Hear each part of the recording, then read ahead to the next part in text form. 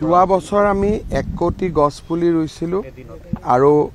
এই গছ পুলিৰ 95% গছ পুলি জীয়াই আছে সেইটো আটাইতকৈ ডাঙৰ সফলতা কিন্তু কেইটামান জায়গাত স্যাৰ এটাও নাই হেতু বঙাইগাঁৱে কক আপুনি নাহৰকটিয়ে কক বা জুহাতে কক আপোনাক মই এটাই কথা ক'লো যে যত নাই বুলি কৈছে আপোনালোকে মোৰ লগত এবাৰ ওলাব মই আপোনালোকৰ লগত নিজে যাম আপোনালোকে মোক 2-3টা জায়গাৰ নাম দি দিয়ক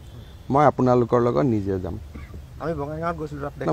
মই আপোনালোকৰ নিজে আপুনি মানুহৰ ঘৰত গৈছিলে গছপুলিটো মানুহৰ ঘৰত ৰুইছিলে 3.5 লাখ পুলি ৰুইছিলে আপুনি তাতেও গৈ চাই আহিব গছপুলি আছে নে নাই মোৰ লগত বলক